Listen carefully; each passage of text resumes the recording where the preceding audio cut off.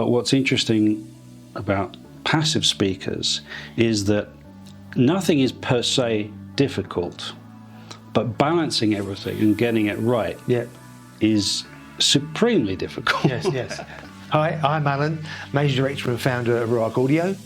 And I'm Jan, Mechanical Engineer and Industrial Designer.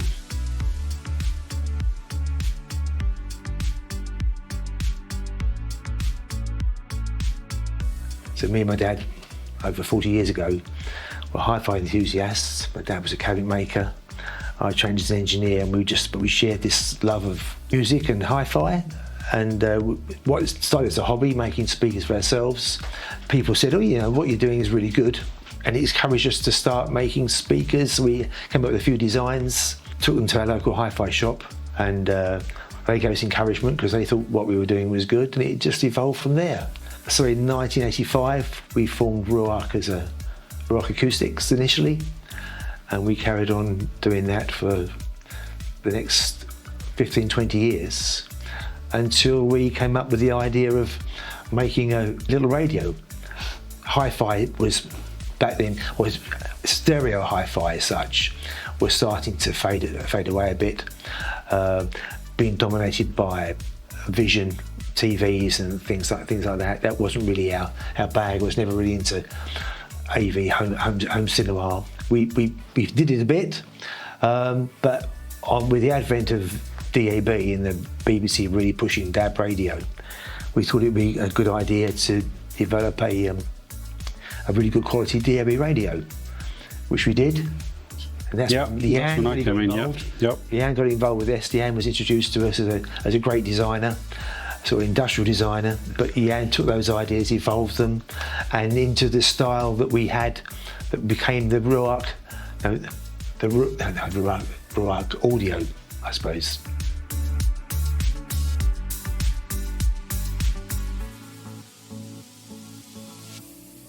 You had a yearning to get back to speakers. Yeah. And there is this idea of going back to a more separates type thing that we've been doing the integrated systems for a while, and the little speakers, the MR1s, the little Bluetooth speakers, have always done really, really well. Yes, yeah.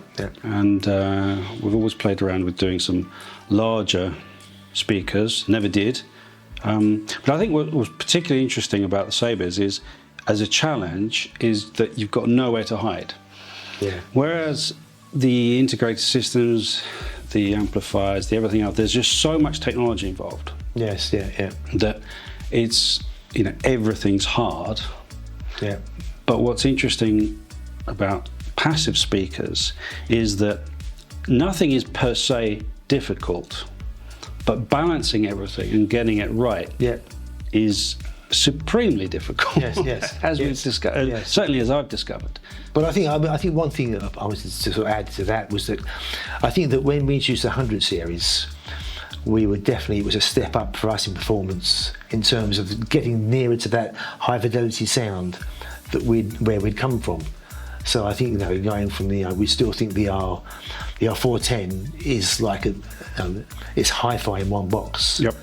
With the tweeters again and the bass mid units, whereas before in the R series we're using full range single drive units. With the 100 series we got into crossovers, active crossovers, and I think the same with the 810. But I think you're right, but it was just getting back, and it just seemed right at the time. And I think we're very lucky as well, the interest in turntables again, people getting back to music, and this is our thing in particular with the 610 and Sabre-Rs, is this sort of get back to music. And I think it seems to me that the AV buzz is over. People are, with all the fantastic streaming services that are out there, it's getting people back to where they came from.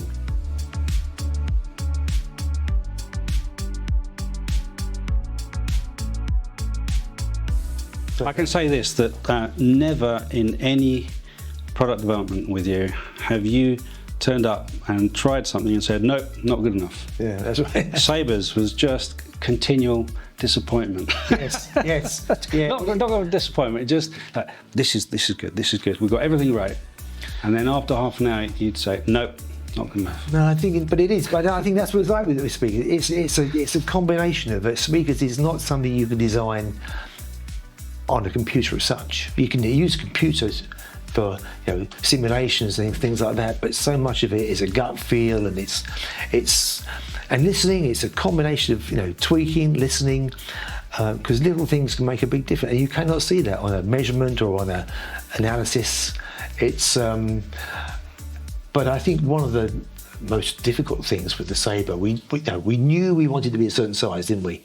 We look at the old Sabres, which I think will have stuff featured on the website, and that you'll see that the original Sabres were quite a bit bigger. Yeah, well, we wanted something that is, in essence, potentially a bookshelf speaker that can go either side of your AV system. But the ideas of bookshelves have come there. Bookshelf speakers used to be great big things. No, this is a true bookshelf that will fit on your That's bookshelf, right, and will fit either side of your AV system. And people that know anything about loudspeaker design will know that generally you optimize. You take a drive unit and you build a box around it to suit the drive unit. But in this case, we very much had to develop the drive unit to suit the box size we wanted to use. And I think that in the end, we went through seven iterations of fine-tuning the parameters of the drive unit to get it so it performed well in the box, and we seem to have got it right. And it's all down to the acoustic wadding, choosing which wadding to use inside, but most importantly, this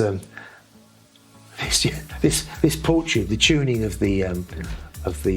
Well, we made loads. I mean, it's, this affects the tuning frequency of the resonant frequency. Just to point out, the real one, people may ask, but now they've seen it, they'll probably say, "I want a green one, a green port in my." But it's just that we 3D print stuff here, so we can experiment, and it's the wonders of technology. You can do things so much quicker now in terms of getting. There's one interesting thing about development, I think, really, is that how quickly you can get a product from an idea. With rapid prototyping, you can generally get a product sort of 90% there very quickly. It's the 10% that takes. Yeah, I mean, we get to a kind of looks like, works like, sounds like system relatively quickly. Yeah. And then, of course, as you say, the last 10% is always a huge effort. Yes.